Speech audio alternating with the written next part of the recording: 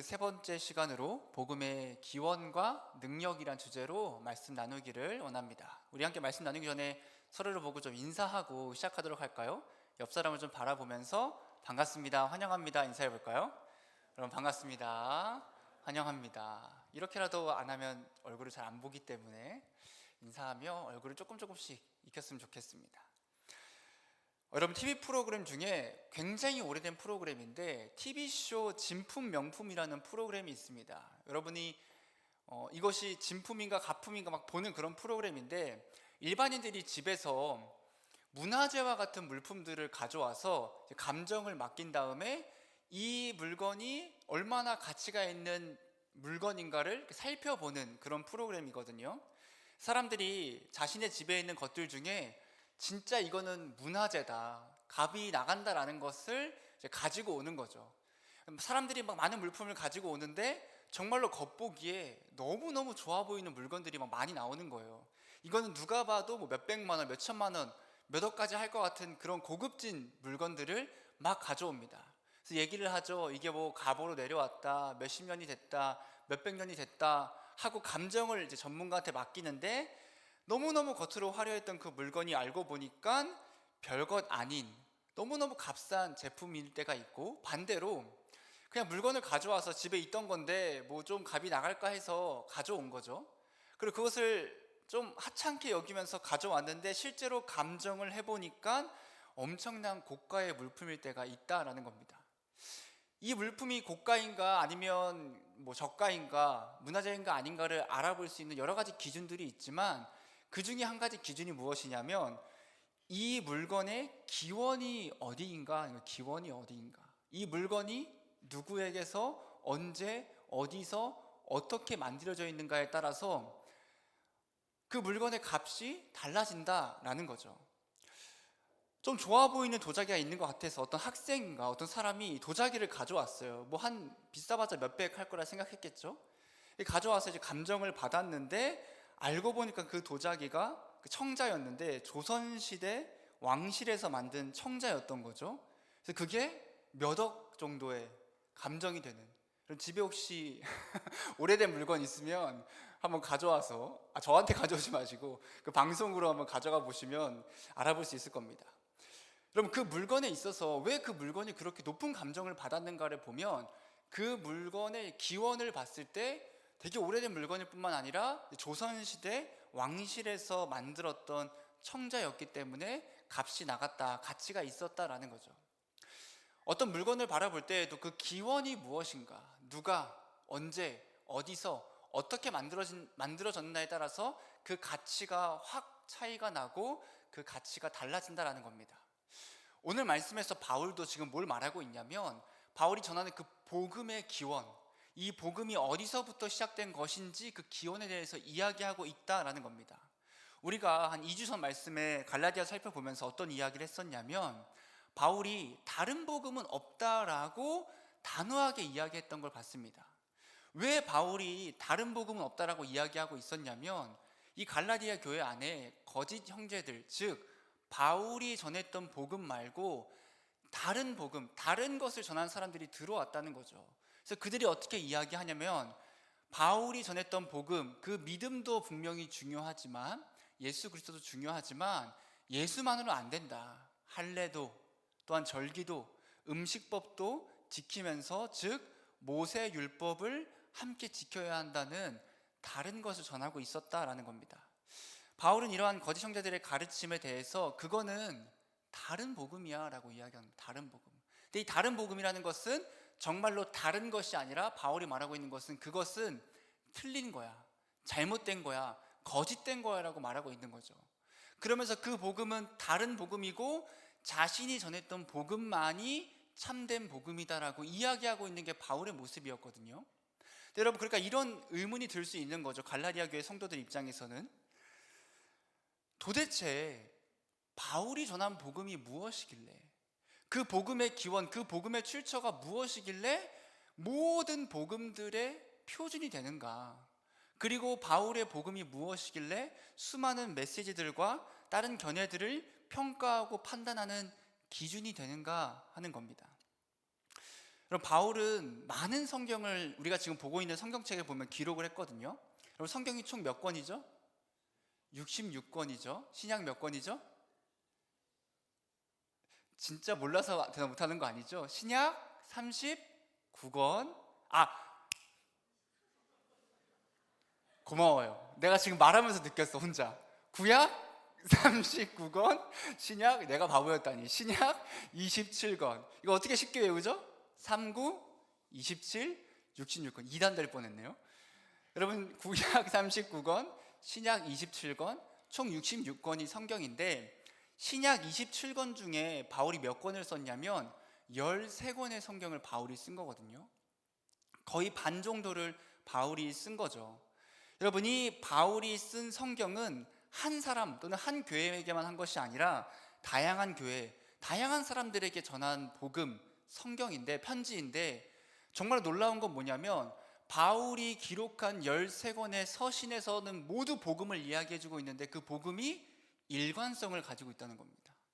다 각자 다른 말로 전하고 있는 것이 아니라 그 복음의 본질, 그 복음의 중심이 통일되고 일관성을 가지고 전해주고 있다라는 거죠. 여러분, 그렇다면 바울이 전하는 그 복음의 기원이 무엇이냐는 거예요. 어디서부터 그 복음이 시작됐냐 하는 겁니다. 바울의 상상력으로부터 시작한 걸까요? 바울이 스스로 상상해서 창작한 창작물일까요? 아니면 어떤 간접적인 자료들을 모으고 모아서 연구해서 만든 복음일까요? 아니면 예루살렘에 있는 다른 사도들에게 직접 배웠거나 아니면 그들의 말에 그저 베낀 표절에 불과하냐 하는 겁니다.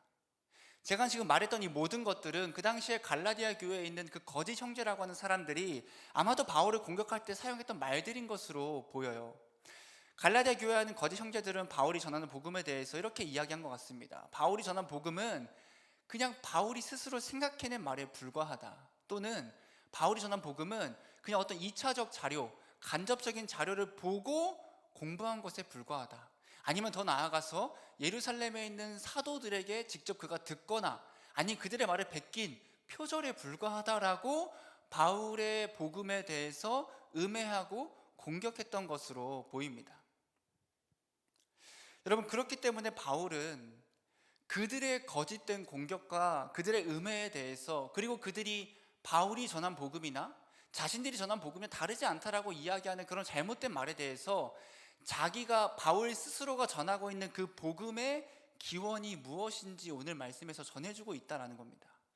바울이 전하는 복음의 기원은 어디인지 10절부터 12절 말씀 우리 함께 읽어보겠습니다. 이제 내가 사람들에게 좋게 하랴, 하나님께 좋게 하랴, 사람들에게 기쁨을 구하랴.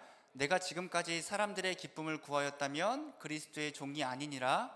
형제들아, 내가 너희에게 알게 하노니 내가 전한 복음은 사람의 뜻을 따라 된 것이 아니니라. 이는 내가 사람에게서 받은 것도 아니요 배운 것도 아니요 오직 예수 그리스도의 계시로 말미암은 것이라. 바울은 어떻게 이야기하고 있냐면 자기가 다른 사람들의 환심을 사기 위해서 복음을 전한 것도 아니고 지금 본인이 전하고 있는 그 모든 복음이 사람의 뜻을 따라 된 것도 아니고 사람에게서 받은 거나 사람에게서 배운 것도 아니다라고 이야기합니다. 자신 스스로가 복음을 창작해내거나 간접적인 자료를 참고하거나 아니면 예루살렘에 있는 사도들에게 그가 찾아가서 그 복음을 듣고 배우고 공부하고 베끼고 표절한 것이 아니다라고 주장하고 있는 거예요. 그럼 이 복음의 출처가 어디인가? 12절에 보면 예수 그리스도의 계시로 말미암아, 즉 예수 그리스도가 자기에게 직접 줬다라는 겁니다. 누구에게 받은 것도 아니고 누구에게 들은 것도 아니고 그 당시에 수많은 선생들을 말을 베낀 것도 아니고 예수 그리스도가 직접 바울에게 찾아오셔서 그에게 직접 전해주신 계시, 그것이 바울이 전하고 있는 복음이다라는 거죠. 바울은 자기가 지금 사도로서 가지고 있는 그 사명도, 그리고 자기가 전하고 있는 그 모든 복음의 메시지도 자기 스스로가 만든 것이 아니라 예수 그리스도께서 직접 주시고 직접 계획하신, 모두 다 그 기원은 예수 그리스도로부터, 하나님으로부터 시작됐다고 이야기합니다.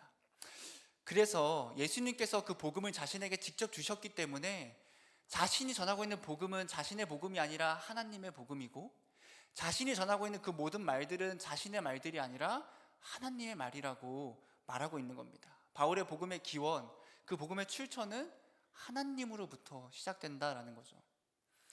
여러분, 우리도 복음을 보죠? 복음을 가지고 살아갑니다. 복음을 듣고, 복음을 배우고, 복음을 알고, 복음을 전하며 살아갑니다. 우리의 복음의 기원도 똑같이 하나님으로부터 시작된다라는 겁니다. 복음은 하나님께서 우리에게 직접 주신 하나님의 뜻이고, 하나님의 그 구원의 계획을 전해주신 하나님의 계시라는 거예요. 그런데 우린 때때로 이 복음, 제가 지금 말하는 복음은 성경책을 의미한다고 생각하시면 됩니다. 우리가 알고 있는 그 복음을 우리는 어떻게 받아들이냐면 때때로 너무 하찮게 받아들일 때가 있다는 겁니다. 한 2만 원, 3만 원? 오늘 아침에 LG가 훈련했는데 어떤 청년의 성경은 8만 원짜리였거든요. 한 2만 원에서 8만 원 정도 하는 값비싼 책에 불과하거나, 방대한 양에 불과한 책에 불과하다 생각하거나, 이스라엘의 역사책 정도, 좋은 글귀 정도, 좋은 윤리적 가르침 정도를 생각하면서 이 복음을 상당히 하찮게, 상당히 가볍게 여길 때가 있다는 거죠. 그래서 어떻게 하냐면 그 복음을 아무리 전해도 들으려고 하지 않고, 그 복음이 눈앞에 있어도 절대 보려고 하지 않고, 그 복음을 따르려고 하지도 않는다는 거죠. 이렇게 생각하는 거죠. 내가 왜 사람의 말을 따라야 하는가? 내가 왜 그 책에 있는, 이 성경에 있는 사람의 말을 곧이곧대로 따르며 살아가야 하는가라고 반문하고 그렇게 생각하는 겁니다. 여러분, 하지만 성경이라는 것은 사람의 말이 아니라는, 그러니까 단순히 사람의 말이 아니라는 겁니다. 디모데후서 3장 16절에 이렇게 말합니다. 모든 성경은 하나님의 감동으로 된 것으로 라는 거죠. 여기서 말하는 하나님의 감동이라는 것은 주님이 그 성경책을 보고 감동하였다는 것이 아니라 성령의 조명하심에 따라, 성령의 인도하심에 따라 그 성령께서 그 저자들을 사용하셔서, 그 저자들을 인도하셔서 이 성경을 기록하고 작성하셨다라는 거거든요. 우리의 복음인 성경 말씀은 하나님께서 우리에게 직접 자신의 구원의 계획을 계시하신 말씀이다라는 겁니다. 그래서 우리는 오직 성경을 통해서만 예수 그리스도에 대해서, 그분의 구속하심에 대해서 알 수 있다라는 거예요. 그 성경을 뭐라고 하냐면 특별 계시라고 이야기합니다. 특별 계시. 그 특징은 이 성경을 통해서만 예수 그리스도를 알 수 있고, 그 예수 그리스도를 알고 믿음을 통해서 우리가 구원받게 된다라는 거죠. 여러분, 그 성경이라는 것은 단순히 사람의 말이 아니고 하나님의 말씀이기 때문에 우리가 취사 선택하면 안 된다는 거예요. 내 입맛에 따라 내가 듣고 싶은 것만 듣고, 내가 보고 싶은 것만 보고, 내가 따르고 싶은 것만 따르고, 이건 별론데? 이건 마음에 안 드는데? 이건 납득할 수 없는데? 라고 어떤 건 배제하고 어떤 건 전에 듣고 따르는, 그렇게 취사 선택해서는 안 된다는 겁니다. 왜? 그 모든 것이 하나님의 말씀이기 때문에. 창세기부터 요한계시록 모든 끝까지가 하나님께서 우리에게 전해주시는 직접적인 말씀이기 때문에 우리는 성경의 모든 말씀들을 듣고 또한 묵상하고 배우고 그리고 전하고 따르며 살아가야 한다는 겁니다. 여러분, 성경 말씀이, 여러분들이 지금 가지고 있는 그 성경 말씀이 단순히 인간의 말이 아니라 하나님께서 직접 우리에게 주신 말씀이라고 한다면 여러분, 얼마나 그 말씀이 귀하고 사실은 값지고 소중하냐 하는 거죠. 여러분, 바울은 자신이 전하는 복음의 기원에 대해서 나는 예수 그리스도로부터 직접 그 말씀을 받았다라고 이야기합니다. 그리고 그 바울의 회심하기 전의 모습과 회심한 이후의 모습을 근거로 대면서 자기가 어떻게 그 복음을 받고 그 복음을 전하며 나아가는지 알려주고 있거든요. 근데 이 말씀이 단순히 바울의 복음의 기원을 이야기하고 있는 것을 넘어서서 우리는 이 말씀을 통해 어떤 걸 볼 수 있냐면 복음의 능력을 볼 수 있습니다. 복음의 능력. 그럼 바울의 경험을 통해서 물론 복음의 기원을 아는 것도 중요하지만 이 복음의 기원을 통해서 알 수 있는 것은 복음은 하나님이 우리에게 직접 주신 거잖아요. 그렇기 때문에 복음 자체에는 큰 능력이 있다는 거죠. 어떤 능력이 있냐면 복음은 사람을 변화시키는 능력이 있습니다. 변화시키는. 우리가 그 변화에 대해서 한 두 가지 정도 살펴보길 원하는데, 첫 번째로 복음은 죄인에서 우리를 의인으로 변화시킨다는 거예요. 죄인인 우리를 의인으로 변화시키는 게 복음입니다. 우리 본문 말씀 13절 14절 말씀 우리 앞에 보고 한 번 더 읽어볼게요. 시작. 내가 이전에 유대교에 있을 때에 행한 일을 너희가 들었거니와 하나님의 교회를 심히 박해하여 멸하고 내가 내 동족 중 여러 영갑자보다 유대교를 지나치게 믿어 내 조상의 전통에 대하여 더욱 열심히 있었으나. 예수님을 만나기 전 바울의 모습은 두 가지로 대표할 수 있는데, 하나는 교회를 핍박했다는 거죠. 핍박했다는 거. 두 번째는 무엇이냐면 자신이 믿고 있는 그 유대교의 전통을 정말 엄청나게 열심히 따르고 지켰다라는 겁니다. 여러분, 사도행전 말씀을 나중에 혹시 묵상할 때가 있으면 읽어보면 그 바울이 얼마나 예수님을 믿는 사람들과 그 교회를 박해하고 핍박했는지 알 수 있는데, 바울이 이런 행동을 저지릅니다. 그가 예루살렘에서 각 집을 다 돌아다녀요. 돌아다니면서 어떻게 하냐면 그 가운데에서 예수 그리스도를 믿는 자들, 즉 그리스도인들을 다 색출해냅니다. 남녀를 불문하고. 그리고 어떻게 하냐면 그 그리스도인들을 잡아다가 다 감옥에 집어넣는 거죠. 거기서 멈추는 것이 아니라 이 그리스도인들이 이제 종교적 재판으로 사형에 처해질 그때에 사람들이 동의가 필요하거든요. 근데 모두가 다 동의하는 게 아니라 좀 이렇게 권위 있는 자들의 동의가 필요한데, 그 바울이 동의할 수 있는 사람 중에 한 명이었고, 바울은 적극적으로 그 그리스도인들이 사형에 처하는 것에 찬성하고 동참했다라는 겁니다. 여기서 끝나는 것이 아니라 교회를 핍박하고 교회를 박해하고 그냥 미워하는 것에서 끝나는 것이 아니라 어떻게 했냐면 이 교회와 이 그리스도인들을 아예 박멸시키려고 했어요. 아예 없애버리려고, 그냥 그 뿌리와서 다 뽑아버리려고 했던 게 바울이었다라는 겁니다.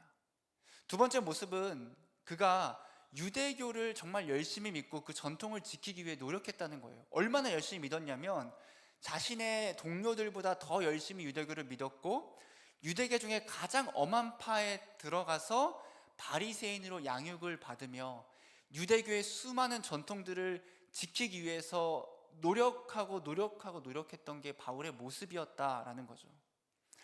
그럼 회심전 바울에게 있어서 예수님은 어떤 존재였냐면 그냥 거짓말하는 자, 신성모독하는 자, 내가 믿는 하나님을 잘못 전하는, 이상하게 전하는, 잘못된 것을 전하는 마치 이단에 불과했다는 겁니다. 그래서 그를 믿는 모든 사람들도 바울에게 있어서는 자기가 열심히 믿는 그 유대교와 하나님을 망가뜨리는, 거짓되게 하는 그런 존재들로 보았기 때문에 이 그리스도인들과 그 모든 교회를 박멸하고자 했던 거죠. 여러분, 어떻게 보면 그의 열심이 너무나도 크고 뜨거워서 사람들이 겉으로 보기엔 누구도 그를 말릴 수 없을 것처럼 보였습니다. 저 열정의 바울, 저 열심히 있는 바울을 어떻게 변화시킬 수 있는가, 어떻게 멈출 수 있는가 하는 거죠. 그런데 누가 멈추고 누가 변화시키냐면 하나님께서 그를 변화시키고 회심케 하신다라는 겁니다. 그럼 예수님을 대항하여 악을 일삼고 예수 그리스도를 믿는 수많은 사람들을 박해하고 핍박하던 바울이 어떻게 변하게 되냐면, 그가 진짜 단순간에 예수님을 만난 그 이후에 그 핍박과 박해하던 바울이 예수 그리스도를 이방인들에게 전하는 사도가 되어버려요. 예수님을 믿는 그 수많은 사람들을 죽이려고 혈안이 되고 박멸하고 했던 그 바울이 회심된 이후에는 자신의 목숨을 바치면서까지 예수님을 전하는 자로 변한다라는 겁니다. 복음을 받고 복음으로 인해서 예수 그리스도를 알게 되고 믿게 된 바울은 예수로 말미암아 그 악하고 그 죄인된 모습에서 의롭다 칭함받게 되고 의인의 삶을 살아가게 된다라는 겁니다. 무엇보다 바울이 예수님을 만나고 복음을 받게 된 그 이유는 그가 똑똑했기 때문에, 아니면 그가 뭐 열심히 있어서, 돈이 많아서 그런 것이 아니라는 거예요. 바울이 어떻게 이야기하냐면 자기가 복음을 받고 변할 수 있었던 그 이유는 오직 하나님께서 자기가 태어나기도 전에 자기를 택정하셨고 이미 사도로서 선택하셨고 자신의 아들 즉 예수 그리스도를 바울 속에 나타내시기를 기뻐하셨기 때문에, 그냥 하나님이 그분의 전적인 은혜로, 전적인 호의로, 값없는 은혜와 선물과 사랑으로 바울을 선택하셨고 그에게 복음을 주셨고 예수를 믿게 하셨고 그를 변화시켰다라고 바울은 고백하고 있습니다. 여러분, 우리도 복음을 가지고 복음을 받으며 살아가잖아요. 그럼 뭐가 있어야 하냐면 변화가 있어야 합니다. 변화가. 더 정확하게 말하자면 그냥 성경을 가지고 있는다고 변화하는 것이 아니라 말씀을 듣고 말씀을 읽고 말씀을 보고 그렇게 되면 어떻게 되죠? 예수님을 알게 되겠죠.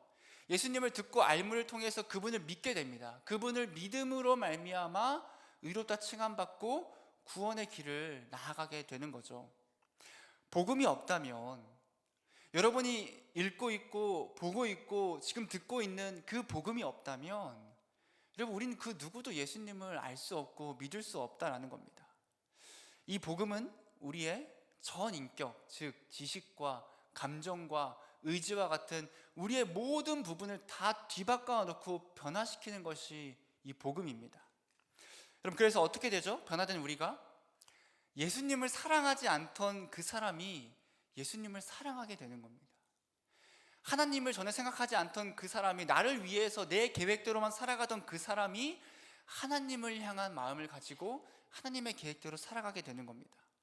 욕을 하고 이기적이고 때론 교만하고 술과 쾌락에 쩔어 살던 그 사람이 이제는 사랑과 긍휼의 말을 하고 다른 사람을 위해 희생하고 겸손하며 하나님의 말씀과 기도와 예배와 교제와 그 기쁨을 누리며 살아가게 되는 겁니다. 하나님을 멀리 떠난 죄인의 모습으로 살아갔던 내가, 그 우리가 이 복음을 듣고 믿음으로 말미암아 하나님과 동행하는 삶을 살아가는 그 변화가 생긴다라는 거죠.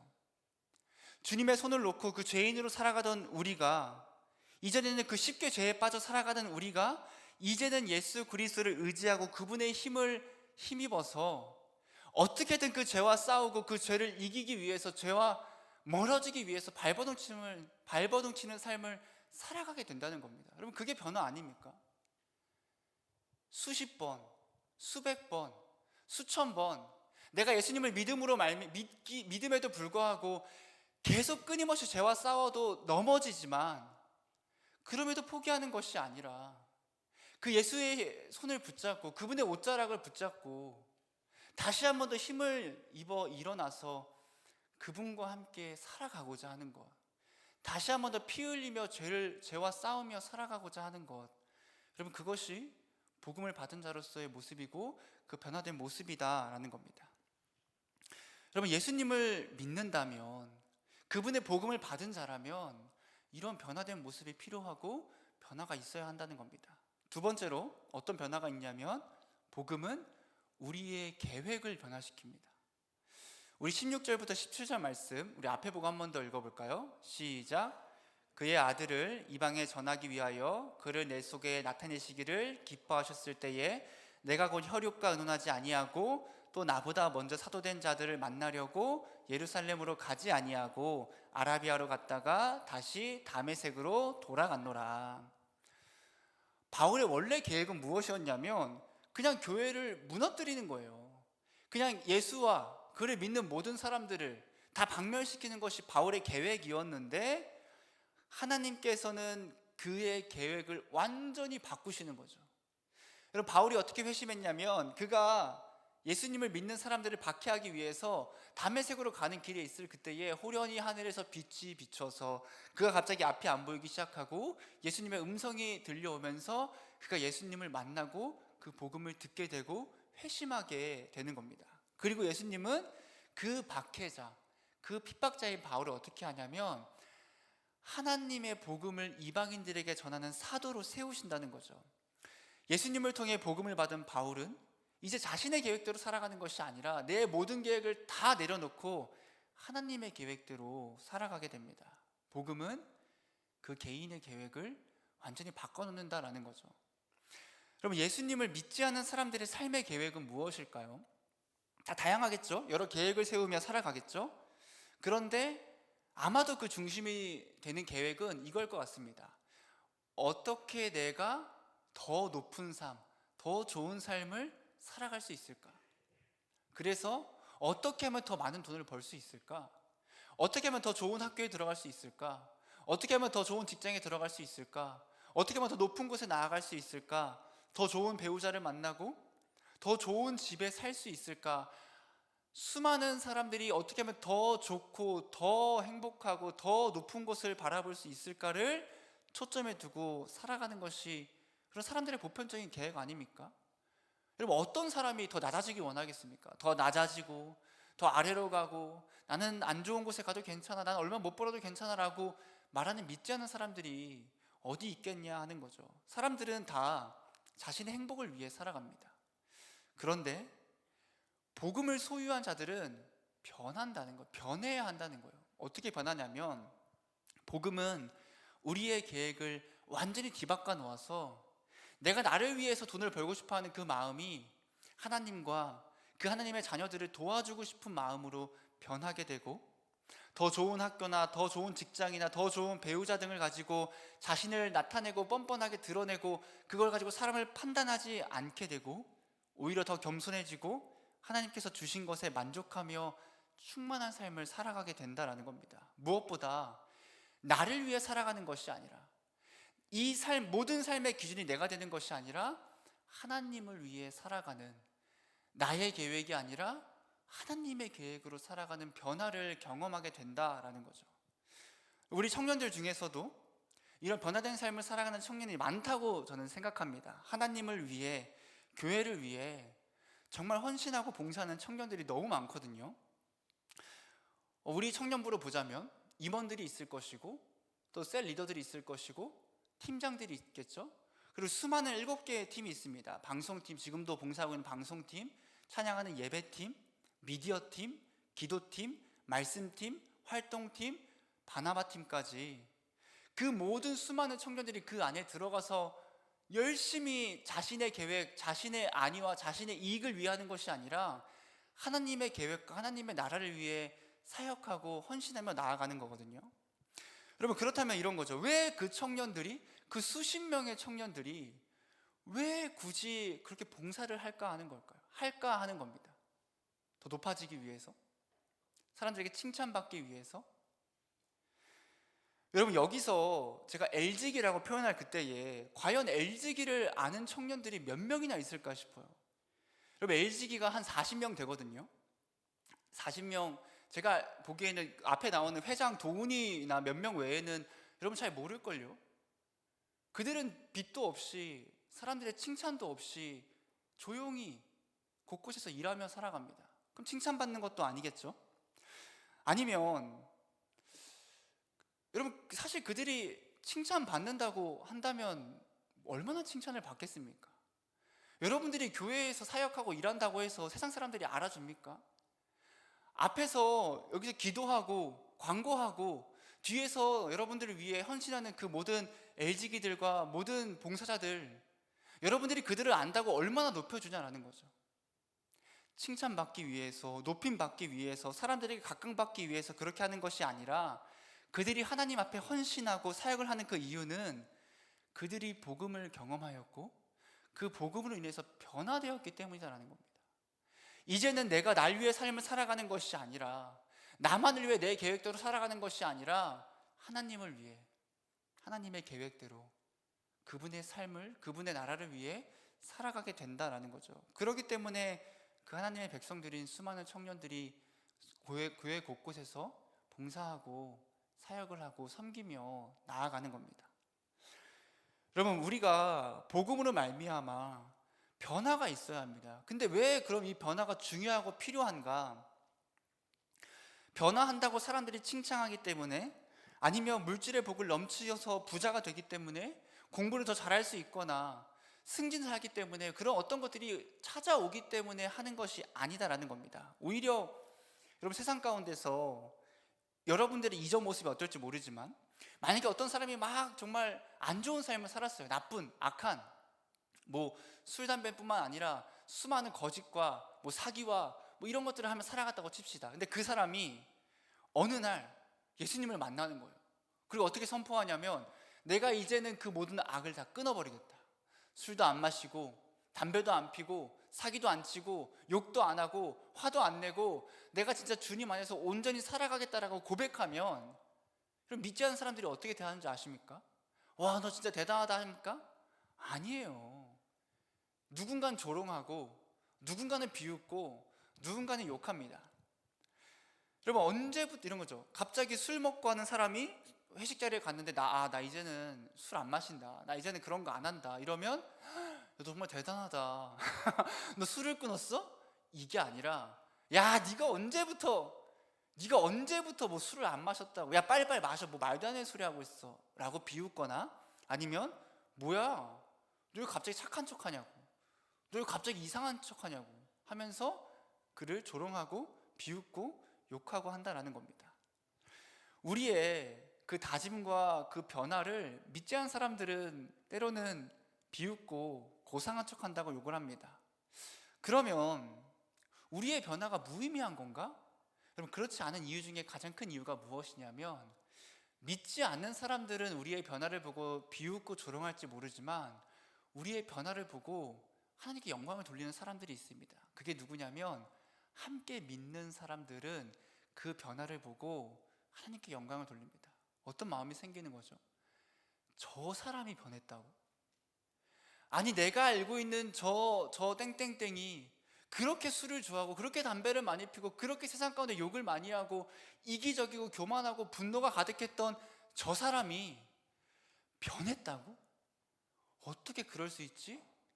하나님의 은혜구나, 저게 하나님의 능력이구나, 저게 하나님의 살아계심이구나 라고 하면서 그 사람이 변했던 그 사람을 칭송하는 것이 아니라, 수많은 믿는 사람들이 그 변화한 사람을 보면서 하나님, 주님은 살아계시군요, 주님은 정말 존재하시군요, 저 바꿀 수 없었던 저 사람조차 주님께서는 변화시키시군요 하면서 하나님께 영광을 돌리는 삶을 살아가게 된다는 겁니다.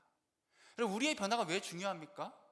사람들에게 칭찬받기 위해서도 아니고, 사람들에게 박수받기 위해서도 아니고, 뭔가 이득이 되기 때문에도 아니고, 내 변화를 통해서 하나님이 영광을 받으시기 때문입니다.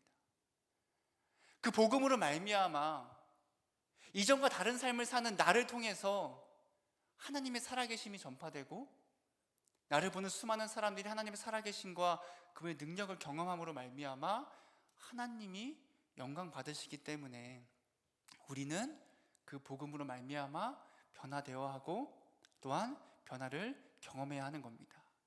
복음을 소유하고 복음으로 살아가는 우리 모든 청년들이 이러한 변화된 삶을 살아가기를 주님의 이름으로 축복합니다. 말씀을 마치도록 하겠습니다. 여러분, 복음이라는 것은 단순히 책에 불과한 것이 아니라는 겁니다. 그냥 사람이 쓴 두꺼운 이런 책을 복음이라 하는 것이 아니라, 하나님께서 우리에게 직접 전해주신 그 기원 자체가 하나님으로부터 시작된다는 겁니다. 그렇기 때문에 복음은 여러분 능력이 있습니다. 그 복음은 우리의 삶을 변화시키고 우리의 계획을 변화시키고 우리의 모든 부분을 변화시킵니다. 여러분, 다른 복음은 없다는 거예요. 예수 그리스도 외에, 그분을 믿고 그분으로 말미암아 구원받는 것 외에는 다른 복음은 없습니다. 봉사를 아무리 많이 해도, 헌금을 아무리 많이 해도, 아무리 사람들에게 착한 모습으로 살아가도 그건 복음이 아닙니다. 그건 다른 복음에 불과합니다. 복음은 유일합니다. 오직 예수 그리스도. 그 예수 그리스도로 말미암아 여러분들이 예수님과 함께할 그때에 변화할 겁니다. 변화할 겁니다.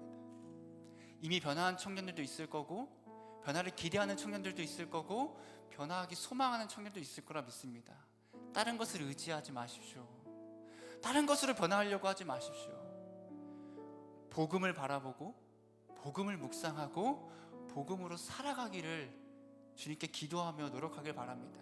그렇게 나아갈 그때에 우리 모두가 예수님을 닮은 그분의 향기를 풍기며 살아가는 그리스도인으로서의 삶으로 변화될 줄을 믿습니다.